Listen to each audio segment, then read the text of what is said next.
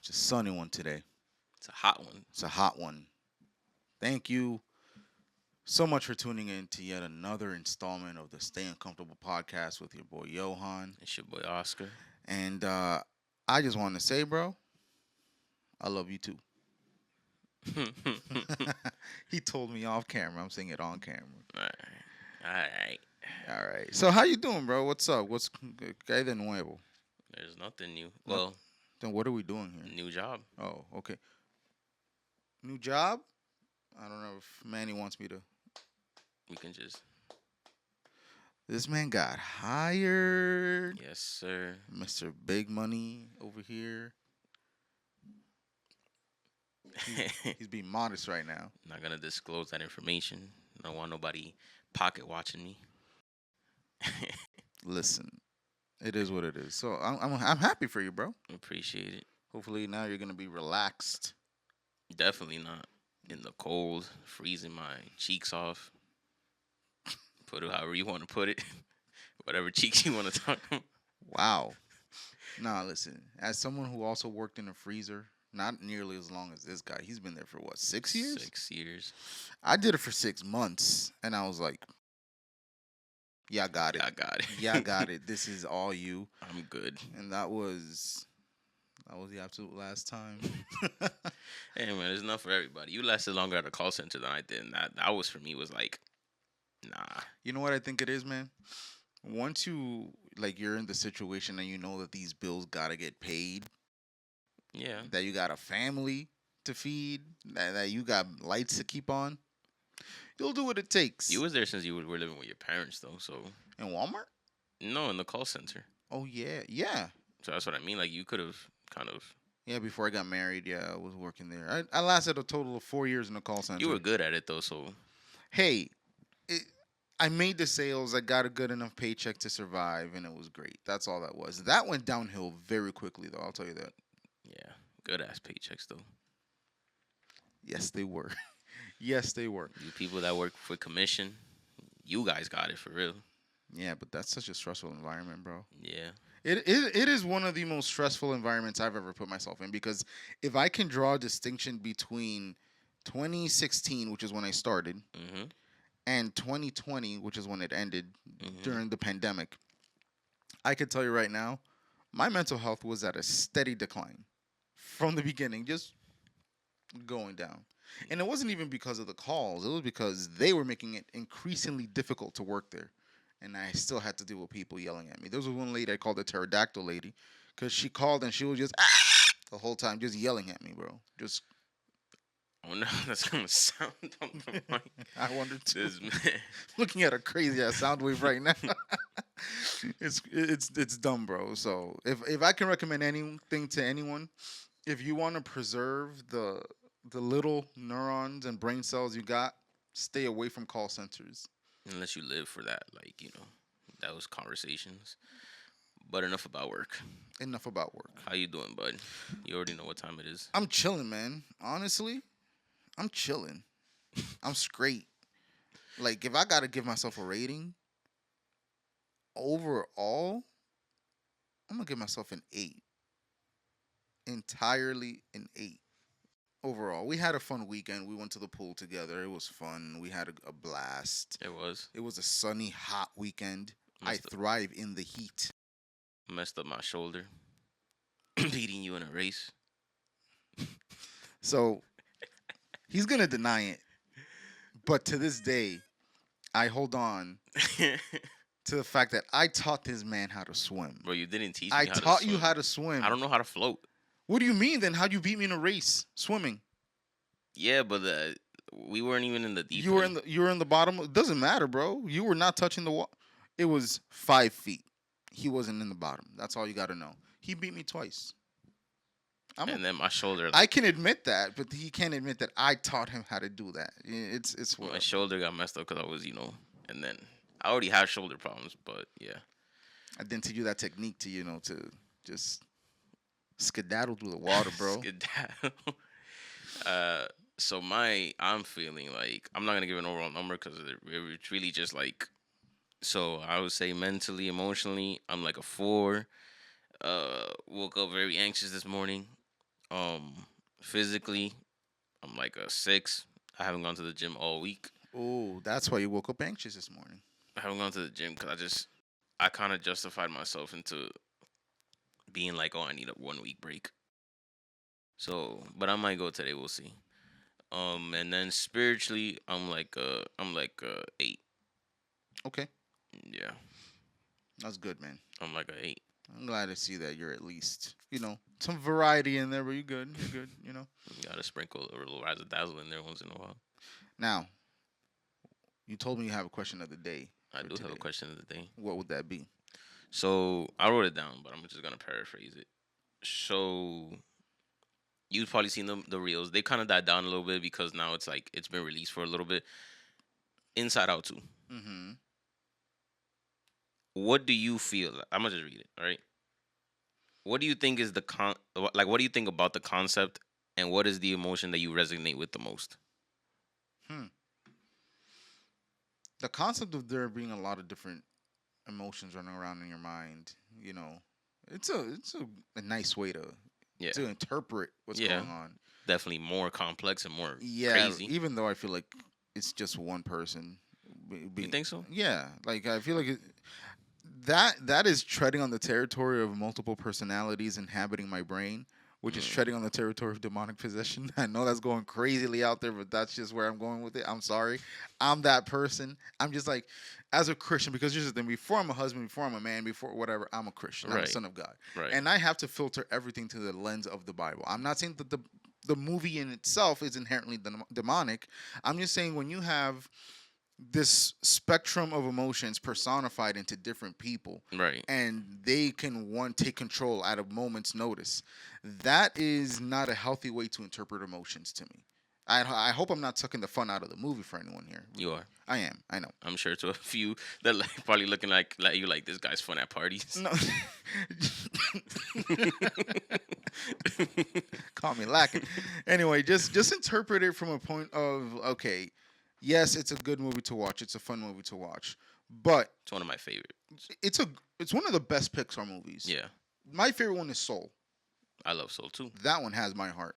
Right. But when it comes to the concept of like emotions, I want to be very careful at giving my emotions personification, Mm, because that means that they are out of control, unruly, and I can't submit them to my will, or right. to God's will, better said. Right. So, to answer the first part of your question, I it's a cute idea. Hmm. It's a dangerous philosophy to live by. Right. Right? Now, if I had to identify with an emotion, and I'm actually going to tell you why. I would hope so. Joy. Okay. I identify with joy more than anything, because ever since I was a kid, I've made it a point like, I don't gotta be upset. I don't gotta be sad. Like, let me find out I could have just been happy this whole time just because, type thing. And I'm like, you know what? Life is it's a mixture of a lot of things. Like, for example, this week, life has just been a series of horrible memes. If you think about it, like, it's just been one thing after the other. But I'm like, yo, you know what? It's fine. It's Hmm. fine. I'm gonna go to bed tonight, and hopefully I'm gonna wake up the next morning, hit the reset button, and keep it going. And joy for me kind of like looks out at life with a optimistic point of view. Right. And I remember one day, remember that we were here, and it was you, your wife, my brother, my wife, and whatever. You prompted, what is one thing that we like about each other? Like, one thing that and then Oh, I remember that and day. then you told me, when you light up the room wherever you go. That told you that? You told me that. Like, you light up the room wherever you go. You are a happy soul. Like, out of all of us, you always see the good. Yeah, that's true. And that just goes to show that I've lived my life with that, not even intentionally. It's not like, oh, I Yeah. gotta be happy the whole time. No, Mhm. it's just like, yo, chill, Yeah. relax, it's whatever. Even if we are descending into madness, Right. let's have fun on the way down. It's a roller coaster. It's whatever. It's just I like it though. I like it. it's kind of a hippie response, but No, I mean it's you in another life, my friend, were a hippie. I guarantee in another life you were definitely. I A was hippie. definitely a gypsy, bro. I was out there Yeah. just walking the earth, Yeah. roaming the earth, Barefoot. barefoot, eating berries. Hopefully, not toxic ones, but you know, Sound like you were a bear in another life instead. bro. Man I don't said, know. walk. I just feel like there's no reason. Like, yes, things happen, Yeah. but there's just so much out there to live for. Like, Hmm. whatever. You feel me? Yeah. So for me, I absolutely, do love the concept of Inside Out. I haven't seen the second one, but I've seen the first one, and I do like the concept. I'm not gonna take it as far as like it's demonic or whatever. I I don't. don't think it's demonic, okay? I'm just saying if you look at it from that perspective, it's treading on you have multiple different people inside of you that can take control of your will at any time, and I don't think that's healthy. Proceed. Yeah, but again, at the end of the day, we're human, so we all have that in us. It's not in a way of like little figures that talk to each other, like, hey, let's get him to do this. But it's just we all get angry, we all feel disgust, we all feel joy, we all feel mad, and all that. So I do love the concept because it is it's a way of showing people, and obviously it's a kids movie. It's a way of showing kids that it's like what you feel is normal sometimes, Hmm. and you're not the only one. Like when the little girl, I only seen it in the clips when she was like going through anxiety or whatever, which is the part that everybody's like raving about. Yeah. The part that everybody's like, oh, that was the Holy Spirit, because everybody's like, everybody's saying that. But it's a way of like it's like of shining light on certain things. Like not everything in life is peachy. Like usually all Pixar movies are they're like that's what they are. They're just this ray of sunshine. But like Really? some of them are. I'm about to Well, they have say their problems, but they're Pixar not. movies can be dark as hell, bro. Yeah. But what I'm saying is that it does shine light on like the negative emotions also and how they can control us and how we can simply like what you just said simply with the shift mentality and perspective of just gotta chill. There's so many out there that can literally just all the negative emotions can just take a back seat. Yeah. And I'm one of the people that believe there's a time and place for everything. Like you said, there is a time and place to maybe be a little upset and angry. There's a time and place to be discussed because I do feel like those emotions do protect us one way or another. Those are God-given emotions, Right. and people don't understand that. Yeah. Anger, disgust, rage, these are things that God has placed on us Hmm. for it to be used at an appropriate time. Exactly. If you see something that's happening that should not be happening, it is your duty, especially as a man, Hmm. to be outraged at what you're seeing, say something, Hmm. and prevent it from affecting more people. That's just Exactly. one example. Right. But then when you let that anger again, for me, it's the strongest emotion. Right. And if you let that get out of control, you as a man are going to end up hurting people with that emotion. Just like with joy, bro. Like even joy can be an out of control emotion. Yeah. And well, let me say this. Well, not out of I know control. no. I know people are going to like, "Oh, joy is a fruit of the spirit." I Hmm. understand this, okay? I'm talking about maybe the happiness sense of things. Even that can get out of control. Like you can't just be willy nilly going through life like nothing is going. No, you got to be grounded to a Hmm. certain point. You got to look around and be like, "Yo, I got to do something about this. This is not right. I have to discipline myself. Right. You can't just be a monk running around the world." No.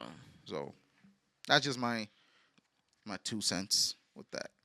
I see it as like a reward. Like you receive joy from being able to suppress or not act on the negative emotions. I feel like that's just all discipline. Yeah, Honestly, it is all that's discipline. all it is. Yeah, and the emotion for me, unfortunately, I think the emotion that I resonate the most is I'm gonna say sadness.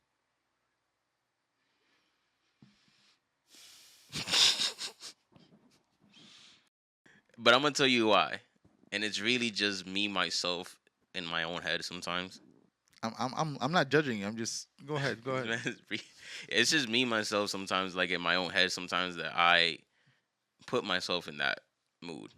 So like for me, if I was to really look at the movie and say it's me instead of Riley, I would say that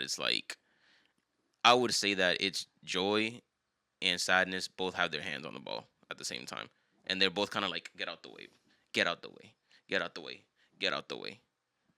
That's how it would look like for me. I feel like men do that Right.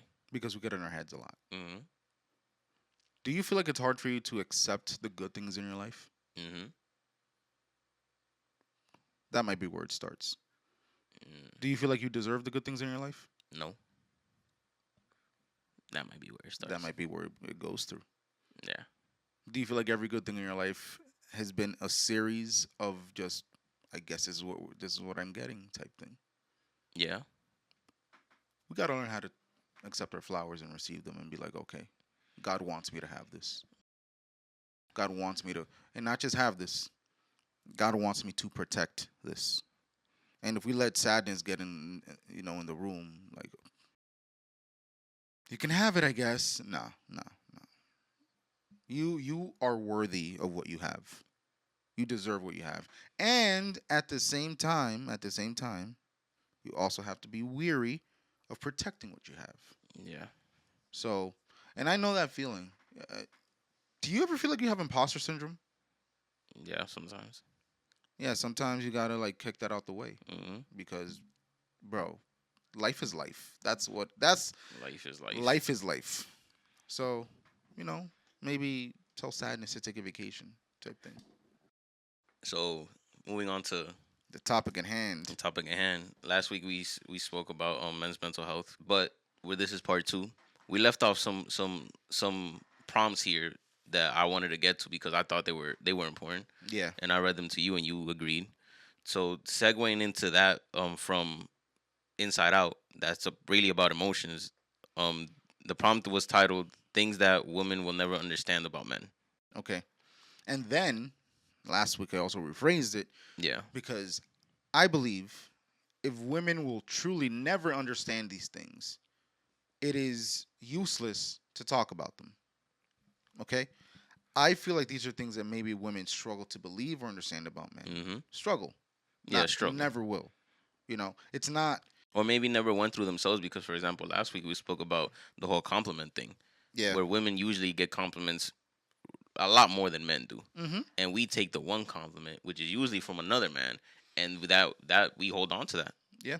which is something that many not many women might be able to experience Yeah. because they just get complimented for whatever reason. Yeah. And I'll say this very. I think I said it last week. Mm, Prior to my wife, the most meaningful compliments that came towards me were from men. there you go. They meant the most There you go. because I feel like they were the most sincere.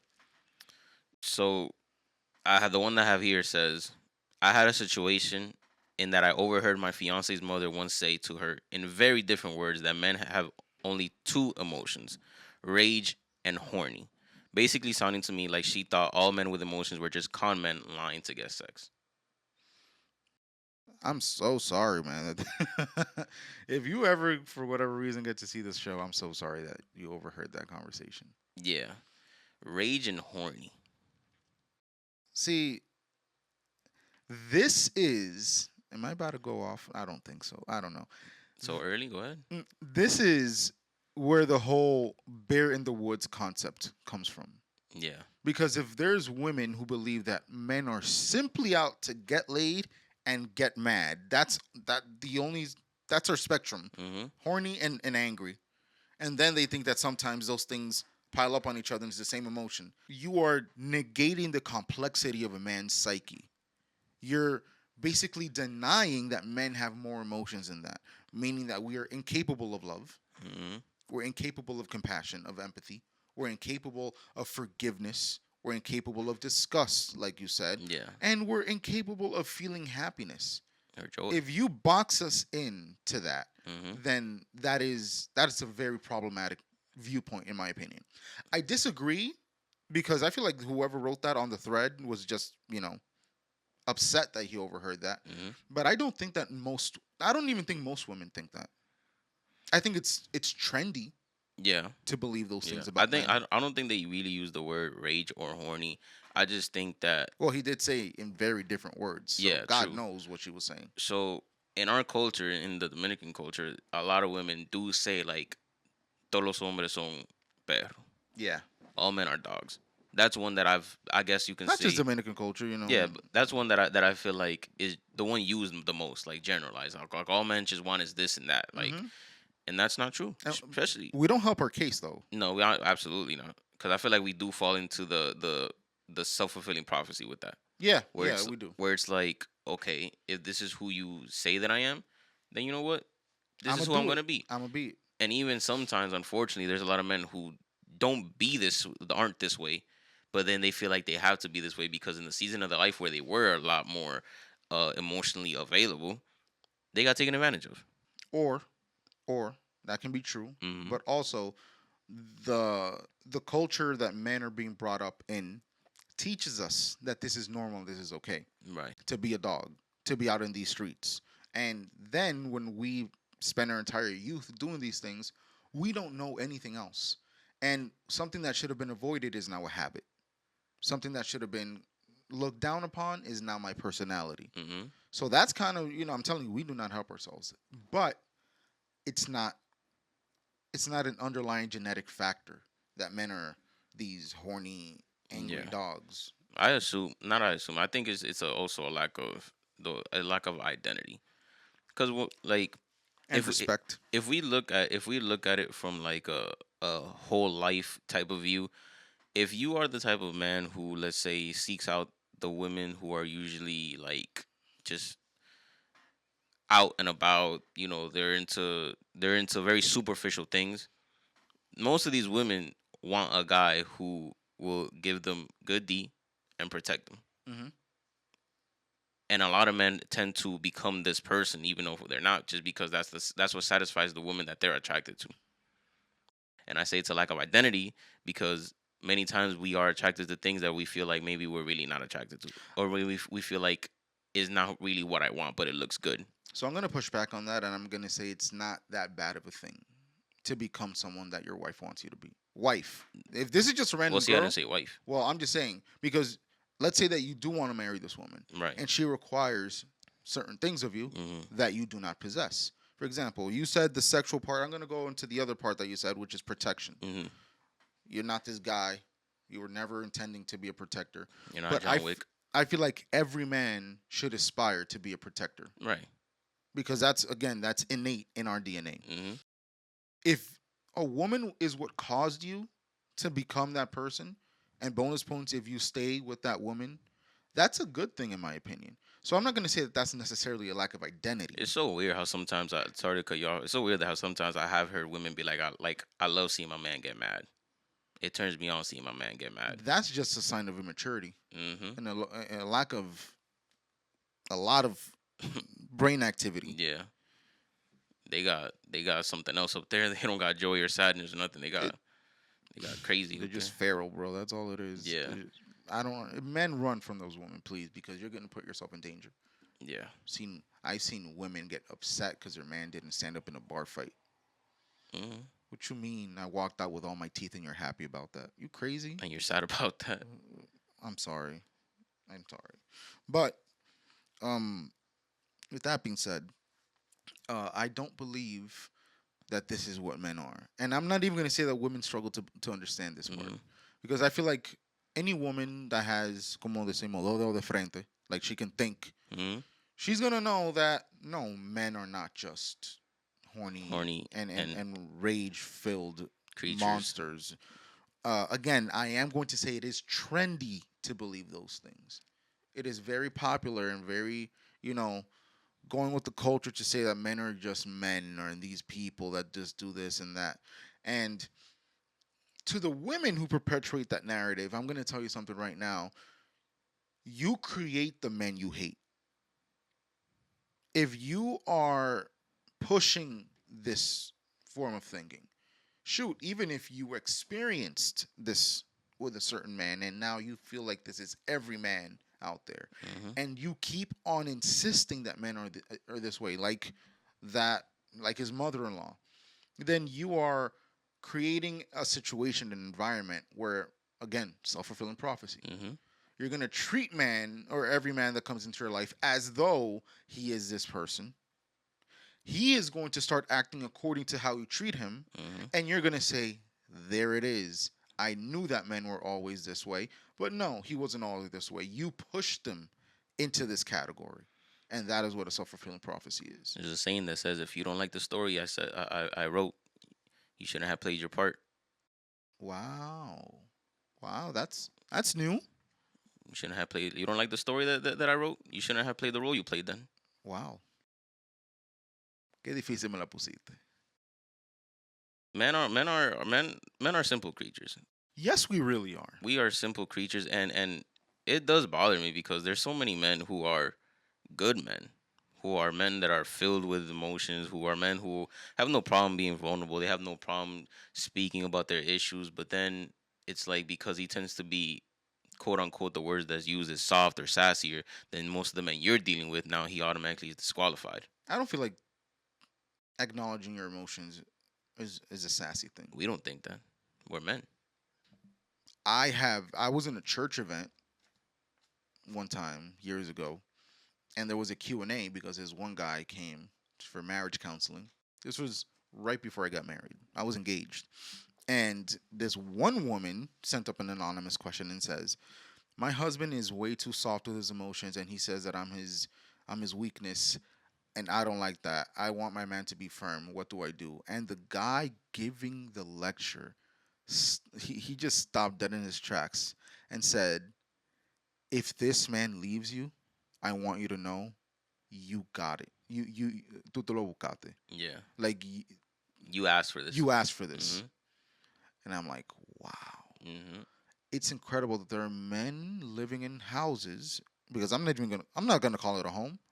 He's living in a house where his emotions and his spectrum of feelings is not safe. Yeah. Where he has to suppress that and live a stone cold life. Because otherwise he's being a little girl. And I do want to draw the distinction. There is a time for men to, be poker face. Mhm. We gotta be stone cold with some certain things. Mhm. But to live in a home where you have to mask the way you feel because you don't want this woman to see you as less than. Mhm. She grew up in a toxic environment thinking that all men are emotionless human beings, and therefore, if you do have a range of emotions, you are not a qualified man. Mhm. If you aren't married, if that's just a domestic living situation, that is something that I would either seek therapy or seek another place to be, because that is not healthy for you. And you're going to go slowly but surely, killing who you are. So the last part of this problem, because I don't want to skip out over it. I don't want to also dwell too much on it. Yeah. But it does, like, I want to. Though she also said that he basically thought it sounded to him that he said all men with emotions were just con men lying to get sex. Granted, I have seen this. I have seen men pretend to be a vulnerable, Oh, a vulnerable, like, the best actors you'll ever yeah, just basically find. manipulating their way into being like, what's the word, being comforted. And the switch up is The crazy. switch up is crazy. Once it happens, It really is. Like, I've seen men where it's like they have conversations with women and guys that I know, and they, all of a sudden they like all of a sudden they like Starbucks. All of a sudden they like to read and they like poetry, and it's like, since when? You? This is you? Since when? and it's And you already know. You and already know. you already know that he's just trying to Get those he's cheeks. trying to get those cheeks. And then the switch up is. This is why a lot of women have trust issues. I agree. And I was going to say that I've seen women do that too, but I haven't. And I'll tell you why. Okay. They don't have to. They don't have to. If they want, if they're in their whole phase and they just want to sleep with a guy and the guy is willing to do it, Mm-hmm. she doesn't have to try at all. It is open sesame type deal. Yeah, and we go back to it creates this narrative and this habit of basically, even when a guy comes up to you, genuine sweet guy that he just really wants to get to know you, it's like now you look at him with a question mark on your head that is like, but what does he want from me? Mm-hmm. And then we have women like What is he this. after? We have women thinking that every man is out there just to get laid. Every Mhm. single man. I'm gonna say something right now. The sexual nature of men is a beautiful thing. It's a great thing. And I don't want people to think that it's not, because Mhm. it's something that God put in us. Right. Okay? It is to be used within its proper context, within the confines of marriage. It has boundaries. Exactly. Where the trust that should go along with it is not going to be questioned. Mm-hmm.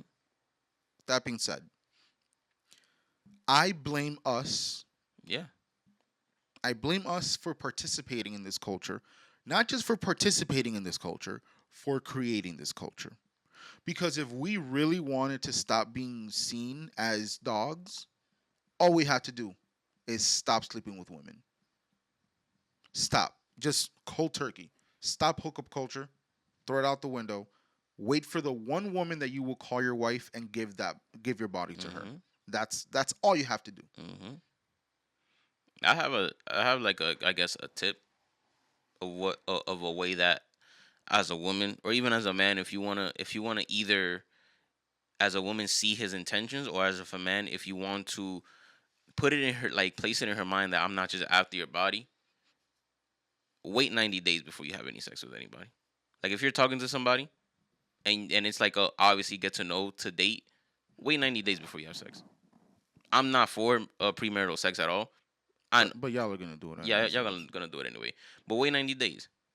If the man can wait 90 days, because some men will not wait 90 days. If that man can wait 90 days and he's not pressuring you like, oh, so what's up or so when, you might got to catch. But you know what? I even think that is not a full. It's not a safe system It's not a safe system. because let's say that he waited 90 days Mm-hmm. with you, but he was getting his on his side. Yeah, I can keep waiting. I can keep waiting. I can keep waiting because at the end of the day, he's getting his fill somewhere Mm, else. So that I'm telling you, that is why hookup culture is such a bizarre thing to me because it does not produce healthy men. right. It doesn't produce men who are worth anything. It produces men who are these violent, horny creatures that want to go out there and just get theirs, and that's it. The code switching with between the homies and the girls, and then the Mm-hmm. switch up with her, it creates trust issues with them. Then they start looking like they're crazy for not trusting any man. But this is what we're doing. I'm telling you, it's just a big soup of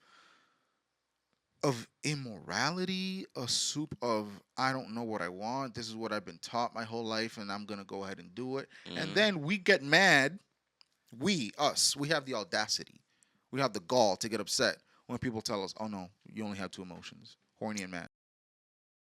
We kind of painted that picture. Mm-hmm. We can't get mad at the picture that we painted, man.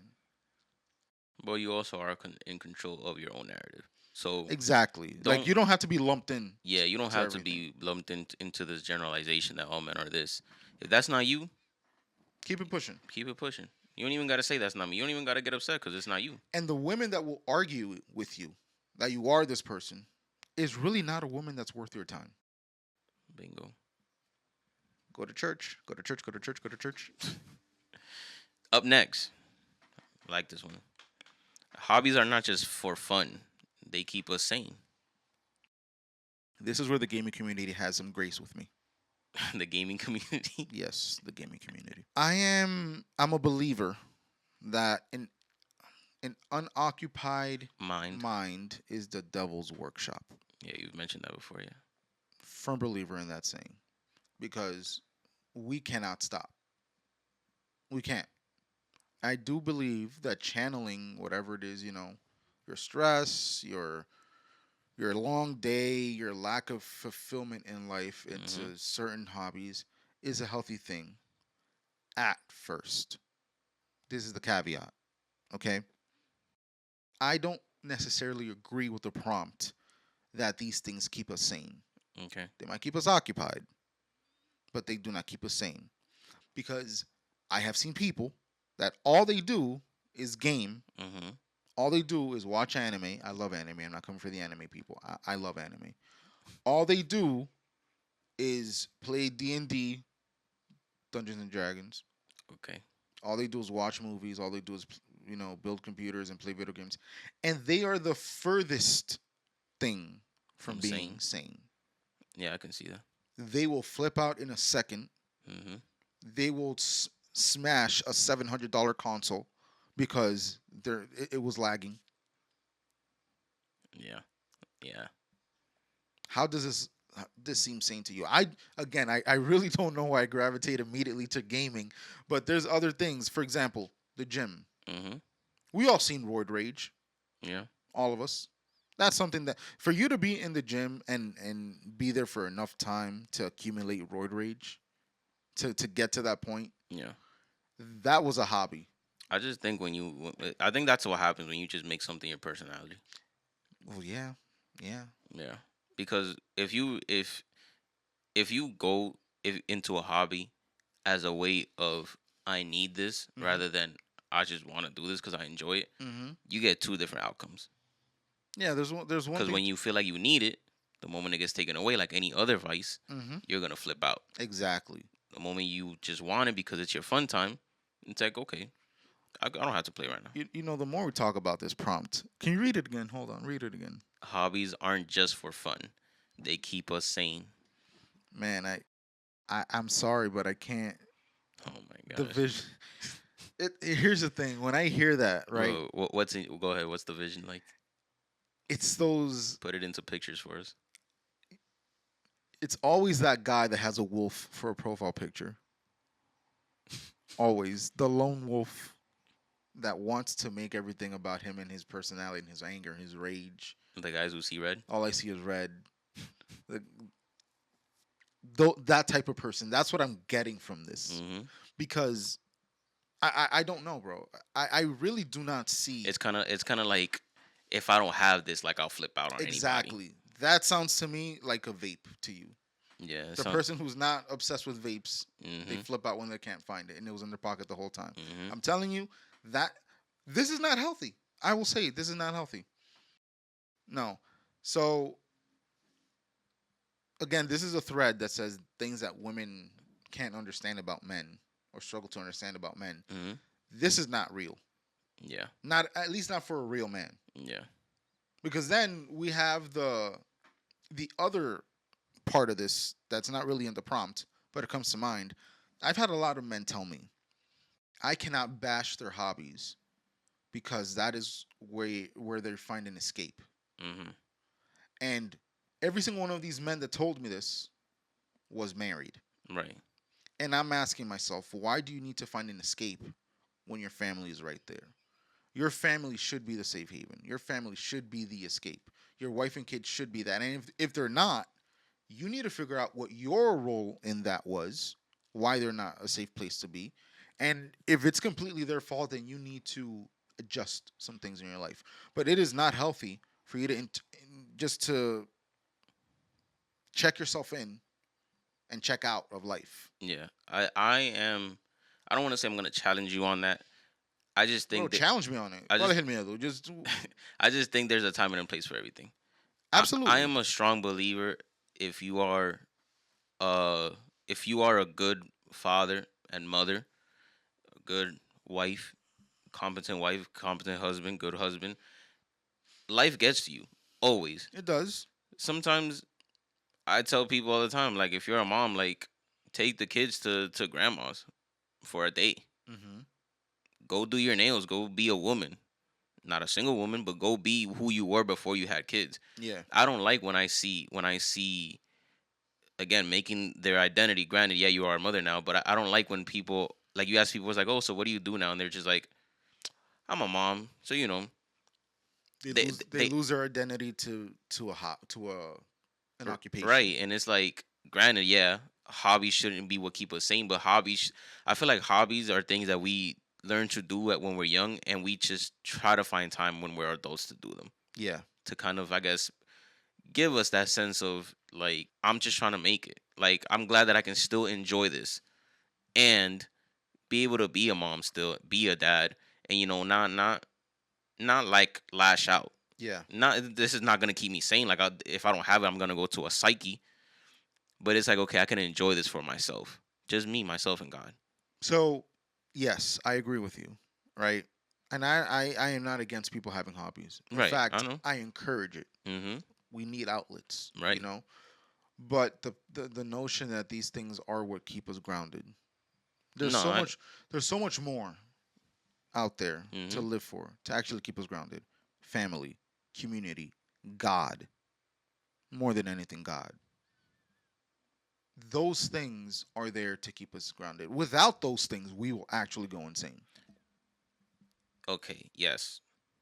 Without So those things. what do you do in the case where it's just one of those days where it's like your wife is on your nerves and your kids are running around not listening. If it's one of those days, I'm gonna tell Yeah. you. If it's one of those, fine. Realistically speaking, You know, because it that's what I'm happens. talking about. It Yeah, happens. If it's one of those days, sure.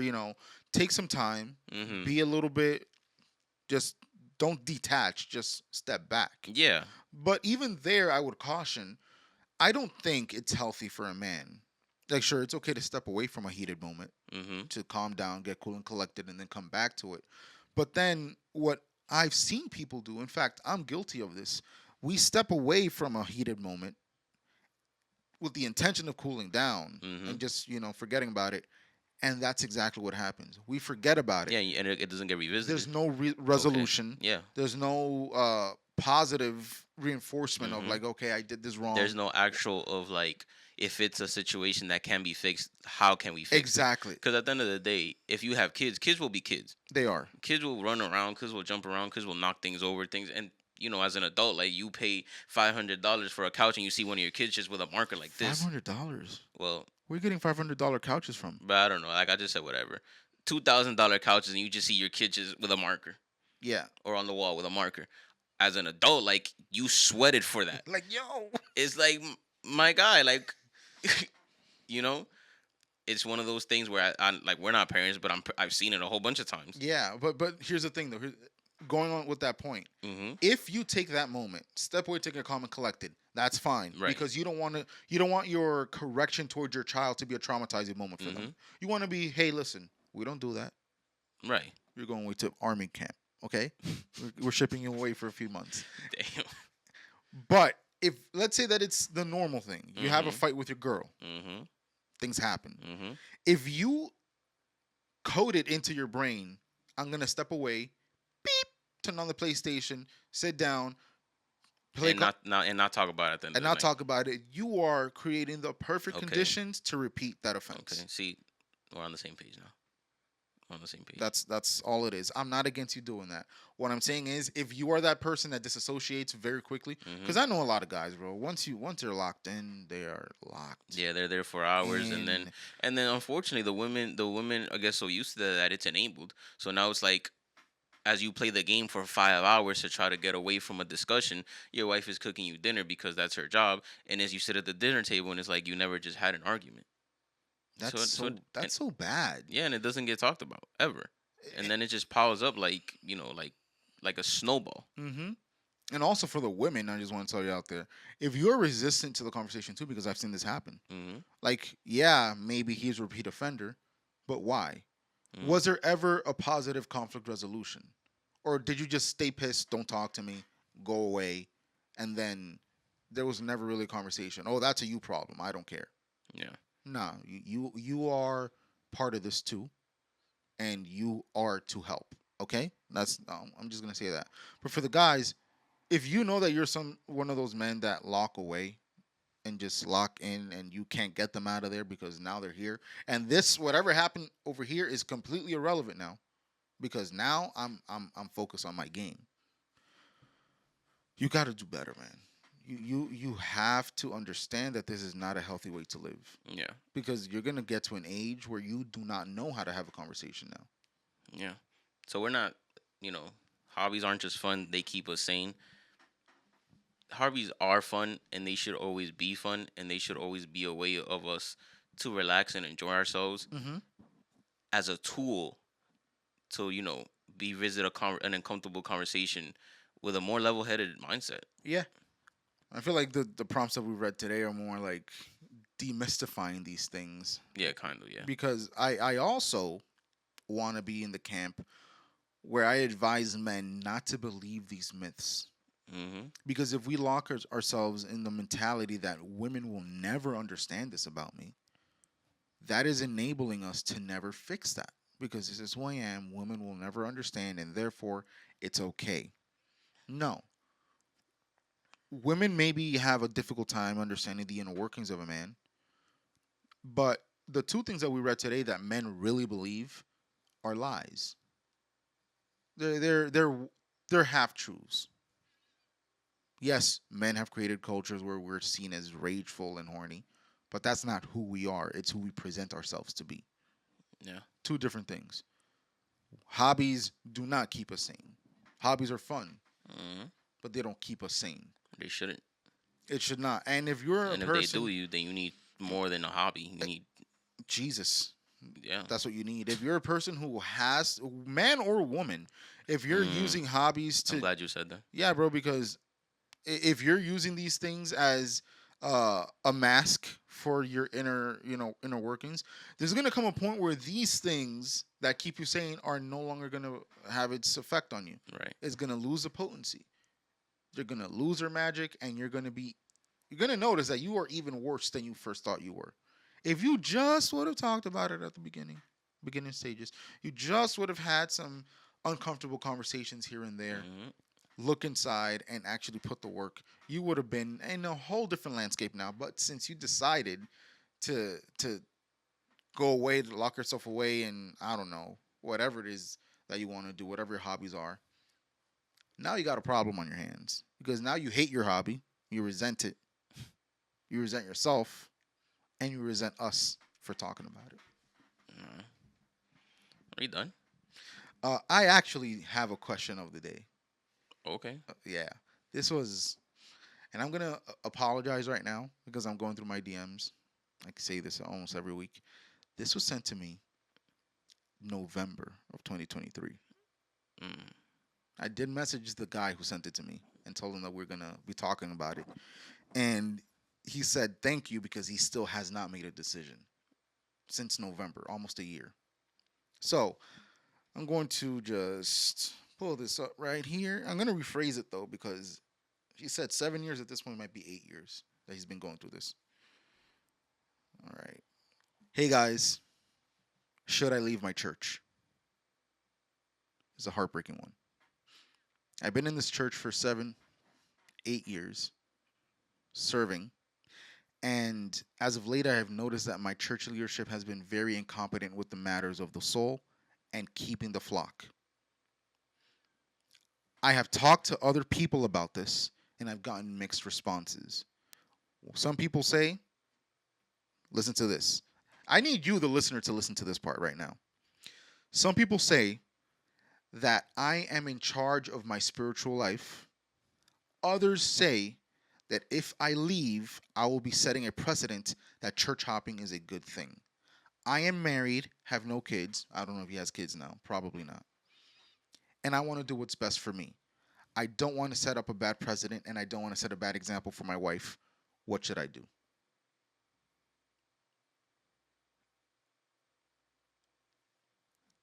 What's up, Oscar? I don't want to say it. I don't want to say this just so like bluntly. I mean, I appreciate the question and him, I guess, kind of adding us into the mix for his this big decision. Yeah, he did also. I kind of cut it out because again, got to cut through the fat. Yeah. He did say that he has been church hurt by his leadership. Oh yeah. I'd leave. Yeah, I'd leave because you're not gonna grow there anymore, man. he's gonna die. You know, I read something the other day that said that Judas. Obviously everybody knows the story of Judas and the money. Yeah, Judas suffered a church hurt because when he went to give the money back to the religious high priest, they laughed at him. that's crazy. That is crazy. And they did not receive it. Oh, that's ridiculous, man. I never thought about that. If he would have gone, and I like the one guy said that you are in charge of your own spiritual like life. If he would have gone to the highest of all priests, which is Jesus, he might have not committed suicide. Damn. And with that being said, Jesus loved Judas, man. the same way Jesus loves this guy. Yeah. And if you feel like, I don't know the situation with his leaders, but if you stay there with church hurt and you just keep receiving rejection or whatever it is that you're receiving, you might just end up committing suicide too. In the sense, spiritual Spiritual suicide. suicide. In the sense of you might be in a church, just because. but you're gonna be dead spiritually. Yeah. That Judas example is good because it has another side that I really dislike when people use this example. Mm. They were saying Judas was with the best master of all time, Mm-hmm. and he still decided to go against him. And they use that example by saying the problem isn't the church, it's the church member. And I really dislike that analogy because Judas was one case, you know. Judas was a fulfilled prophecy. Well, here's the thing. Here's the thing. Judas was a specific case, Mm-hmm. right? We now want to take this specific case Mm-hmm. and apply it to everyone who decides to leave a church. Right. And They're traitors. They're this and that. and I just want to tell you something that you may have not heard. Your pastor, the the deacons, the church leadership, everyone in that church is your employee. What do I mean by this? If you were working at a factory and you had to make rate, you had to give certain output, certain production, and you were not meeting that, what would happen to you? You would probably get fired. You would get fired Mm-hmm. because it is your job to meet the requirements for which you were hired. Mm-hmm. The church that you go to, that pastor may have been hired physically by the conglomerate of churches that you belong to. I don't know if you're independent, whatever, Mm-hmm. by the denomination. Mm-hmm. But you hired this man in a spiritual sense to be your pastor, Your guide. Your. to be your guide. Mm-hmm. If the guide that you hired is not doing his or her job or their job, you have a right to fire them.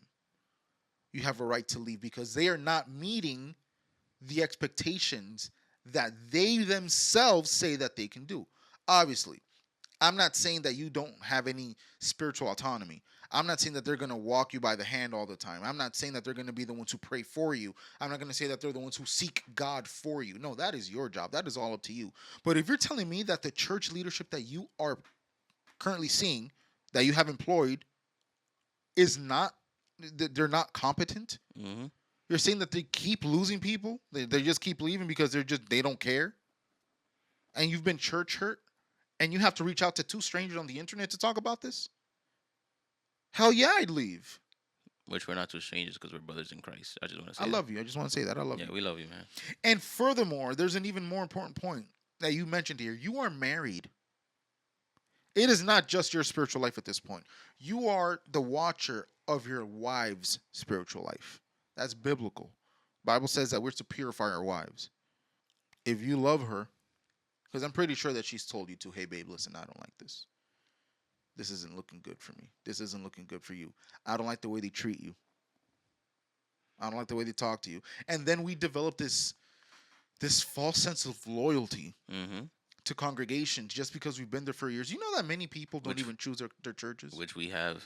We've also been a part of that. I've been a part of that. Of course I've been a part of that. And people like, people that are loyalists, like us, like I said one time.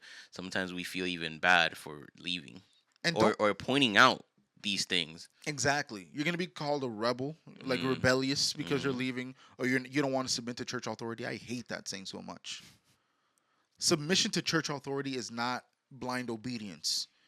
And I'm going to let you lead me off a cliff. Mm-hmm. My brother-in-law once said, listen, Yohan, when sometimes comes a time in the church where we had to turn and we kept going straight, or we had to keep going straight and we made a left, but we're not in the right trajectory. And you have the right to jump ship. Whenever you're going to visit a new church, I've done it before, I tell the pastors, I'm going to get on this boat with a life vest. If I see it sinking, I am jumping. Oh, well, and that creates the president that I don't want to contribute to the church's growth, that I don't want to see the church grow. No, hold on. I am the church. And you are church leader. You get paid for this most of the time. You get paid for this. This is your vocation. You signed up for this. You're supposed to be commandeering the ship right now. Because I see that you can't do your job and I'm leaving now, all of a sudden I'm the one that's in the wrong. Mm-hmm. No, sir, I am protecting my spiritual life from committing spiritual suicide. Because there are people sitting in churches right now out of sheer loyalty, nothing else, Who are dead spiritually, have no relationship with God. Whatever the pastor says, that is what goes. He could start a cult for all you know and they will blindly follow.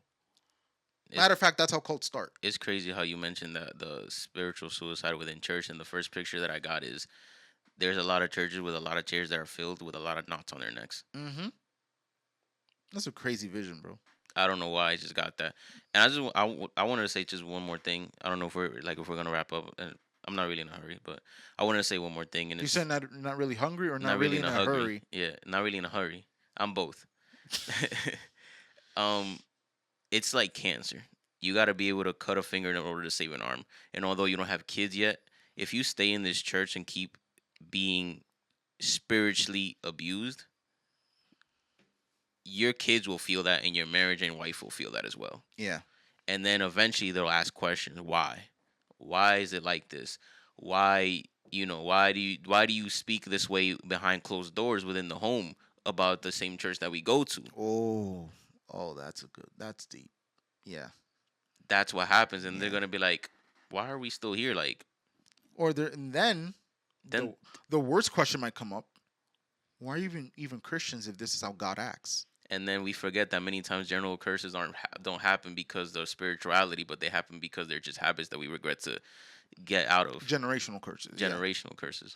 So there's a few things I want to say to this guy because I don't want to just be super brief with this just because, oh, yeah, leave. Couple things. Number one, regardless of what you've been led to believe, it is not your job to save the church. It is not your job. You won't be able to do it. Especially when you have a group of people who are your church leaders who are working against you and the church looks to them, it is not your job to save the church. You can be an example of what it is because I've seen people in I'm not going to say dying churches, but severely incompetent, Incompetent. Yeah. churches that are the light of of Christ. Mm-hmm. They have the light of Christ within them. They're not going to leave, not because of anything, just because this is where they are. That have their own understanding of scriptures, that E- they don't just blindly Exactly. lead. Like, not everyone in that church is a bad person, Mm-hmm. right? However, it is not your job to save that church. It is your job to watch over your family's spiritual well being. That is your job. And if you feel like moving to a different place is going to be the best move for you, it is your job as a man to do so, to protect your family. And number two, beware of spiritual manipulation and beware of church leaders that want to tell you that by making this decision, you are going against the will of God. That you have a lot to do in the church, that you can't just do that. No.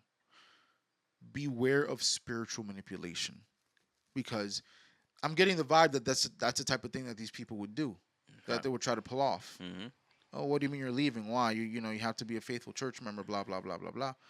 And then Especially if you have a certain role in the church. Because I noticed that we don't treat everybody in the kingdom the same. we don't. If you were an usher, they wouldn't give a damn if you left. No.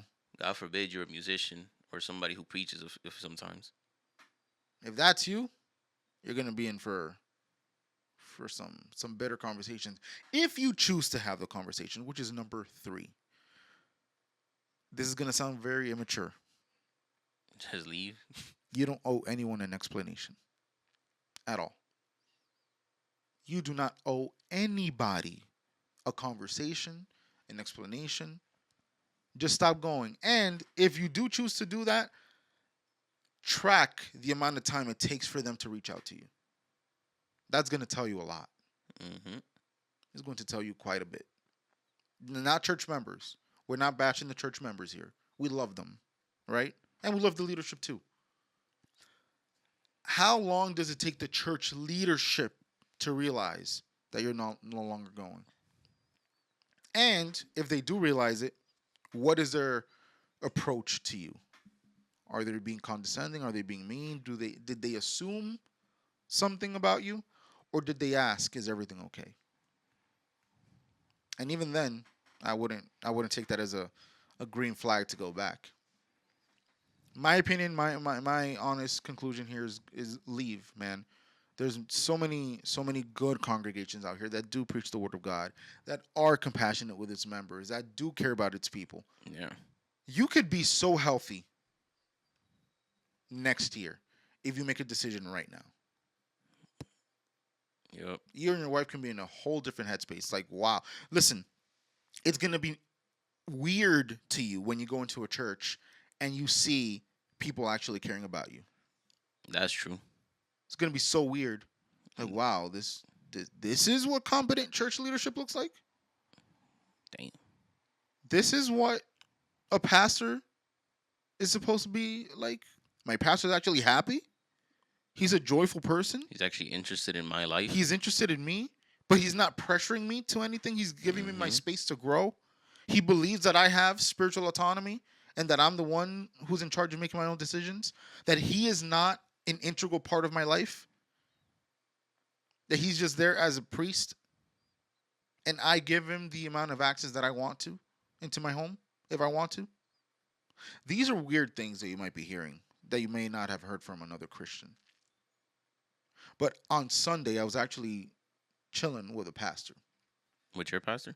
No, A pastor? with a pastor. He's part of the family. Okay. I actually just met him. He's a really cool dude. Okay. Came from DR, and Dominican pastors is very difficult for you to see this type of thing. But he was telling me, Wrong, it's sad how we have sold our homes and stability in our home for a big church. We've traded it in. We thought that we're doing the right and noble thing by sacrificing our homes just to be in a church 7 days a week. That is not healthy.